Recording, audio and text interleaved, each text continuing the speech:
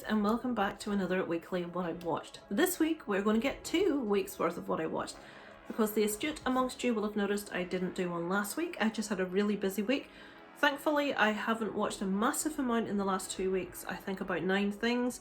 So let's get kicked off with what I watched over the last 2 weeks. I'm going to try and keep this very brief, folks. I don't have a lot of time this week. I have another review to record after this, and I have so much editing I haven't done for my vlogging channel. So let's get kicked off with the first movie I watched last week, which was Luckiest Girl Alive with Mila Kunis. This one I believe is on Netflix at the moment, and it follows Mila Kunis' character, who's a successful businesswoman in New York, I believe. A successful woman in New York City finds her life upended when she is forced to confront a dark truth that threatens to unravel her meticulously crafted life. So she is married to a very handsome, very popular man. During the course of this movie, things that happened in the past when she was at school, when she was young, resurface some really traumatic, hideous things that she remembers that she's dealing with. This movie does take quite a long time to start getting quite serious. At the beginning it does seem very by numbers, it seems a bit banal. Do stick with it, it does get to, it's a very important movie, it does get to the point. It does really let you get an understanding of why she is the character she is, how she puts herself across to other people.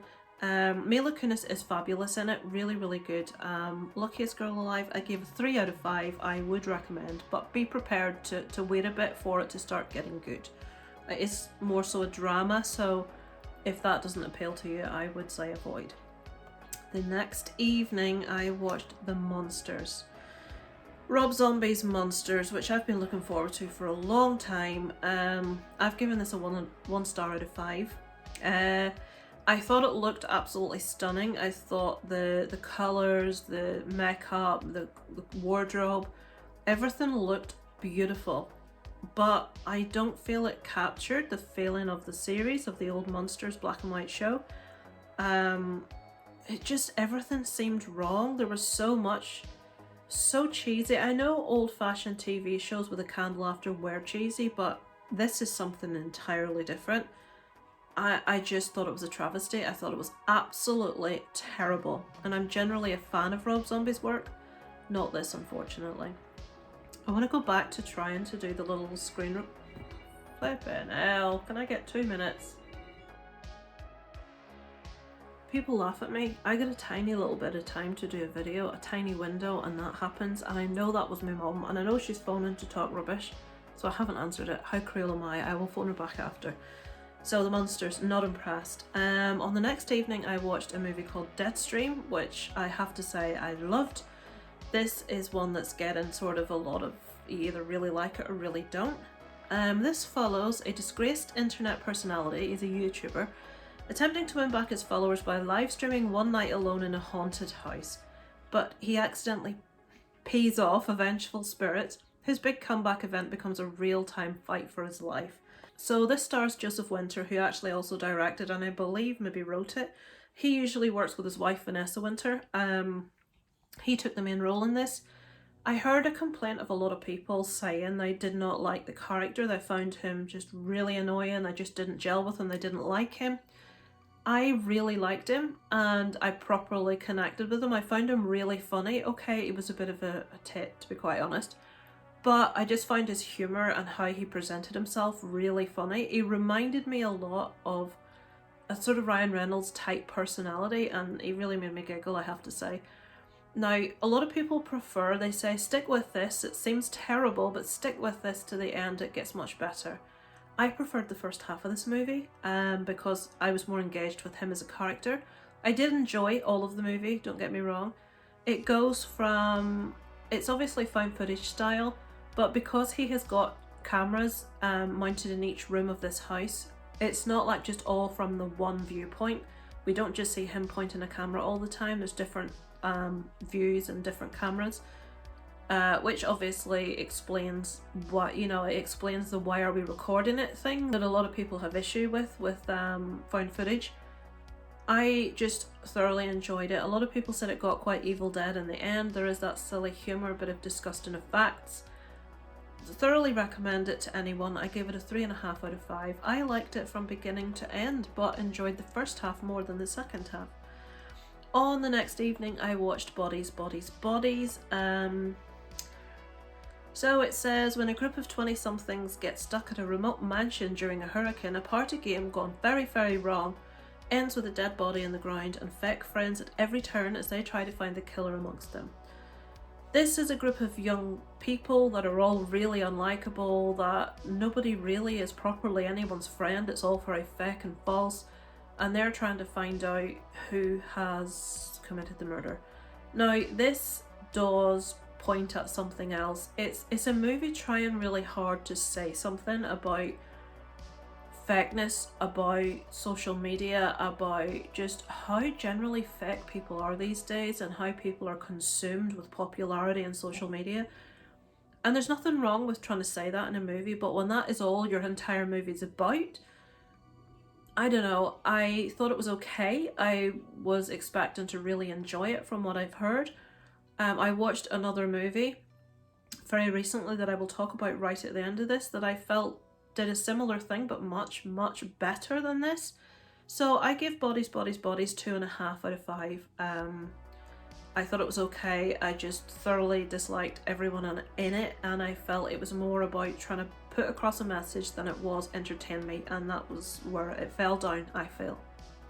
Okay, so on the 15th I watched The Curse of Bridge Hollow. I won't spend any real time on this. It's on Netflix. It's just a nice little Halloween family movie to watch with your kids.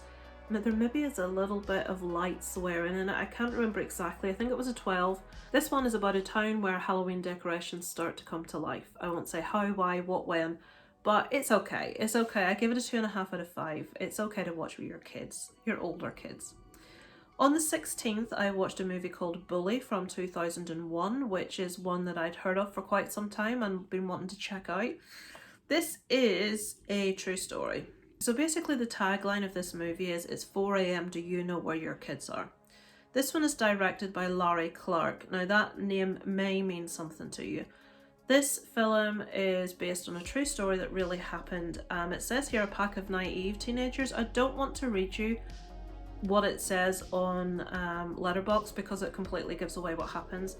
We have a group of teenagers, and you often hear when someone's done something, when there's been a crime, he got in with the wrong crowd, he started taking drugs or whatever it may be.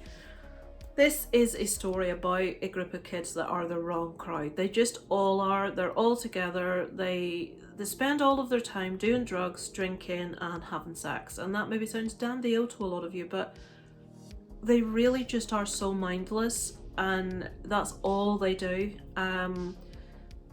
We follow their stories to a degree, mainly a couple of them, and it gets to the point that in their wisdom, this group of kids, one particular kid decides she wants to do something, and she manages to convince the other kids to follow her, and they go on to commit a crime.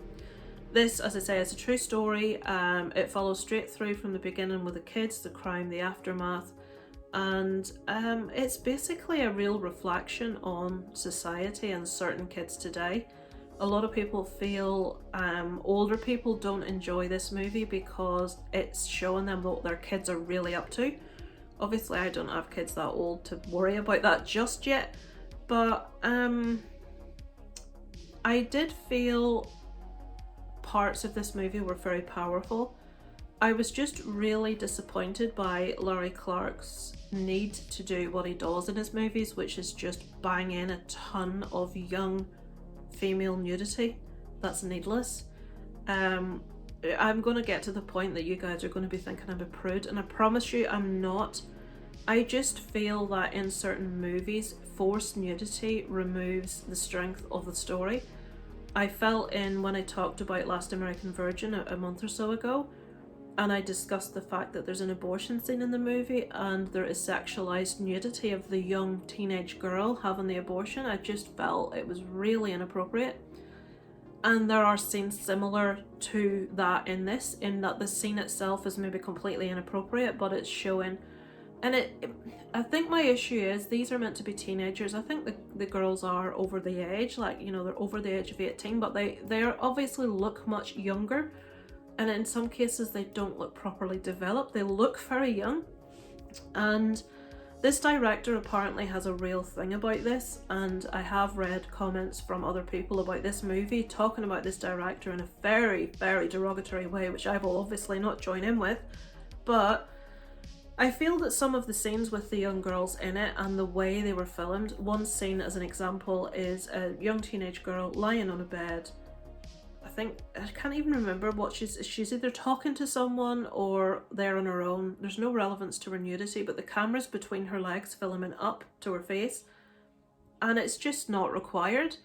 And the story is about a crime, and it's a nasty subject matter, and they just shoehorn in, like, if a girl needs to go to the toilet, they have her sat on the toilet with completely no clothes on, and it's just these kind of things. I'm thinking, who's this for? If I'm a person that wants to go and look at loads of women naked, there's a place I can do that. But this is about a true crime, that just a really horrible situation, and you feel the need to shoehorn this in all over the place. And I would say the same thing if it was young boys, young men, but yeah, that really took me out of the movie, and it made me think, what are you doing? It dropped it down to a 2.5 out of 5 for me, and I think it probably would have been a 3.5 had they not done that. I very rarely review anything on Letterboxd. I don't write long reviews because that's not what I'm about. Other people are much better at it than I am. I have a sore throat, you can probably hear. Let me have a wee drink. I said, really torn about this one. I liked a lot about it, but there was massive amounts I didn't like. This could have been so much more effective had less concentration went on seeing every young female character nude multiple times from every angle, and more on the harrowing true events that transpired around this case. Further reading reveals that young naked people is this director's thing in movies, so much so that the screenwriter completely distanced himself from the project and demanded his name be removed. The guy that wrote this said, I don't want my name on this, when he saw what the director had done with it, because those scenes just weren't part of it, but he put them in. So yeah, Bully, 2001. Beast is the next one with Idris Elba. This is one I've been looking forward to watching for a long time. Felt I would really enjoy. I really enjoy Idris Elba as an actor. So this follows his character and his family, and they are, I can't remember if they're on a safari. I cannot even remember. I find this movie so dull. This movie is obviously one of those animal attack movies. It's called Beast. Everyone's been discussing what it's about. And he's trying to protect and defend his family from these creatures, or creature. There is a couple of scenes in this that are fabulous. There is one specific scene of a fight between Idris Elba and a creature near the end of this movie that is just wonderful. It's so well done, looks fantastic, really dug it. But I felt that the rest of the movie, it was almost like tons of filler until we got to those bits. I didn't find it engaging, it didn't intrigue me, it was just okay. I gave that one a 2.5 out of 5. Right, on the 20th, so there's a gap of 4 days there from the last movie. It's because I was watching a series on Netflix called The Watcher. This one is also based on a true case. This one has got a fantastic cast. Naomi Watts is in it, Mia Farrow, Bobby Cannavale, Jennifer Coolidge. There's just so many people. Why can we not forget? There's that one character will always be Stifler's mom. It doesn't matter what I see her in, it's Stifler's mom, so she's in this. So, based on a shocking true story, a family moves into their suburban dream home only to discover they've inherited a nightmare. So, this is directed by Ryan Murphy, who obviously we know for his work on American Horror Story. It follows a couple and their 2 kids who move into a £3.3 or £3.5 million home. The husband has had money issues in the past. He has taken this house on. He doesn't have the money to have bought this, and he has cashed in all sorts, taken out loans. He shouldn't really be in this house, but it's what he wants and it's what he's got. They're in there. When they move in, they start to receive very odd letters, initially addressed to the house, but then addressed to them, and it makes it very clear that someone is watching them. Someone is not very happy that they're in the house. Someone is not very happy with choices that they're making within the house, even of decor, and it all gets a bit creepy. The letters tend to maybe get a bit threatening, and the movie is about them as a family, about their relationship between the husband and wife, things behind closed doors, These letters, trying to find out who's behind it, the relationships with the neighbours who are all very, very weird. And the unravelling of this family because of these letters. Now this is a true story, it's based on a true story, and we don't maybe get the resolution that you would hope for by the end of this. I don't feel it's spoiling anything by telling you that. You can obviously concoct a different ending to reality, and this case is unsolved, but it does give you a lot of suggestion of potential candidates, and I suppose you can decide for yourself. But where this movie ended and the message that it was given across at the end of the movie as to how everyone felt, what position everyone was left in, the house itself is almost a character in itself in this movie. I loved the ending. I actually really enjoyed this. I know a lot of people felt a bit lackluster about it. Personally, I really liked it. It was just something where I got to know characters in a slow manner. I like a slow burn. I like finding out different aspects of individuals, different layers. I liked it. So I give that a 3 out of 5. I would recommend, but it is a bit slow. It's a true to life story that I was aware of before I saw it, so it was really interesting seeing it on screen. I would recommend The Watcher. Next, Vengeance. So Vengeance is one I've been wanting to see for quite a while. Find the story before it finds you. Ben Manalowitz, a journalist and podcaster, arrives from New York City to West Texas to investigate the death of a girl he was hooking up with. So this is his story. This is BJ Novak directed and stars in this as Ben. Him and his friend hook up with a number of different women. They're not interested in getting into a relationship, and one of these women that Ben was hooking up with passes away. The brother comes to tell him and invites him to the funeral. Now, as far as he can see, this girl has thought he was her boyfriend. She has told her entire family about him. She has painted a picture of what a wonderful person he is. She obviously thought a lot more about the relationship than he did.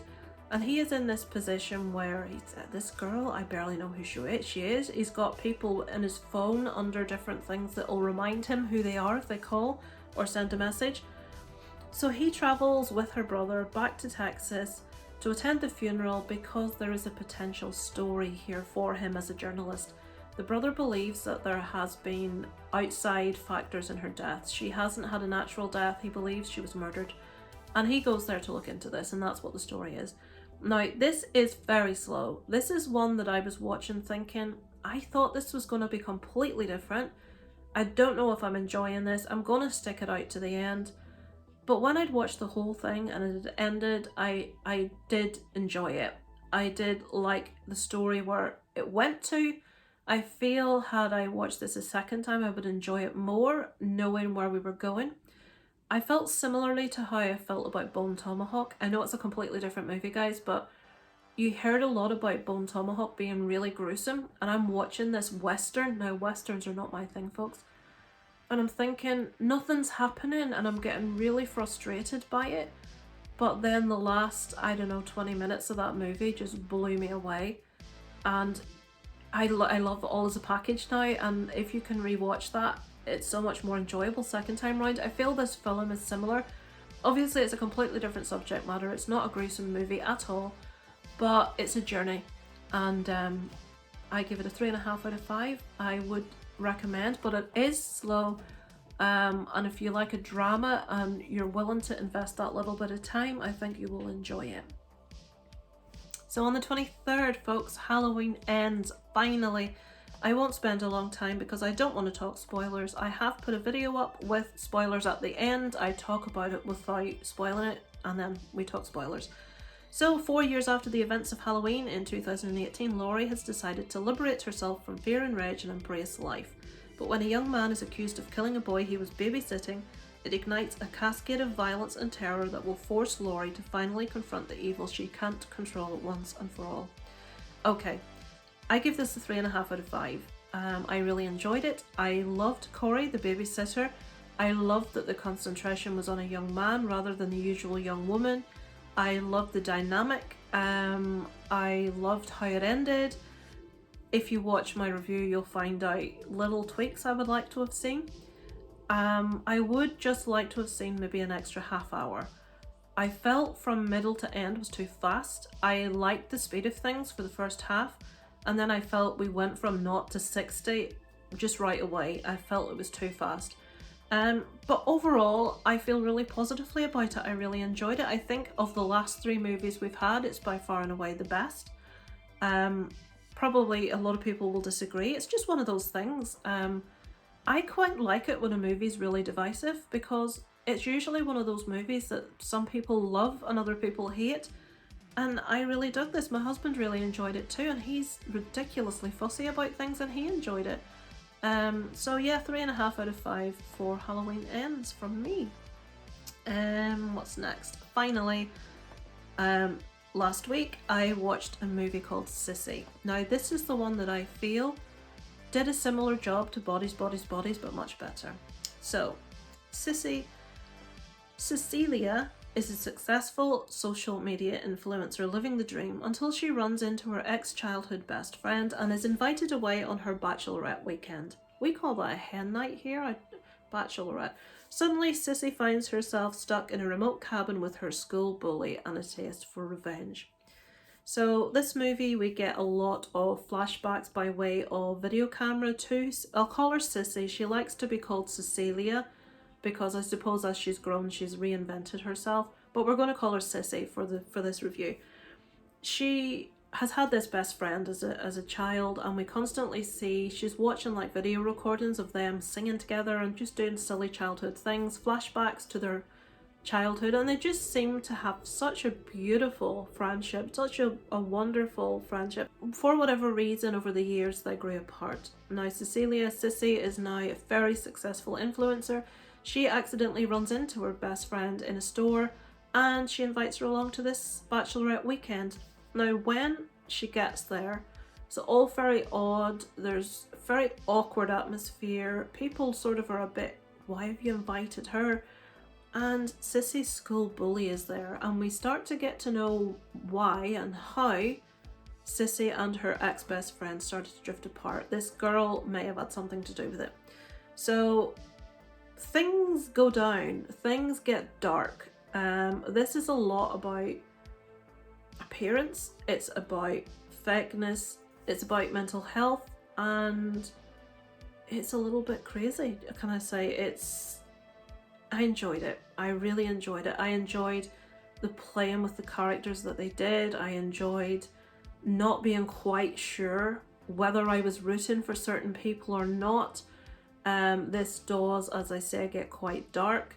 I love that about it. I find it really unexpected and really fresh, and I really, really enjoyed it. And yeah, I would thoroughly recommend Sissy. I gave that a 3.5 out of 5.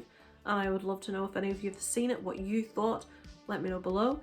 That is it for films this week, folks. I'm still watching Ghost Adventures once a week because I've binged 20 odd seasons of it. I'm watching a one called Help, My Home is Haunted, or My House is Haunted. I've almost finished binging that. So if you have any more ghosty programs that are decent, let me know. I know there's loads of them, but just let me know any that are good if you watch that kind of thing. Still on Assassin's Creed Valhalla, I have bought every add-on. I finished the Dawn of Ragnarok add-on, 100%ed it, and now there's a little part of Valhalla called Nilfheim, which is like a land of the dead, I think.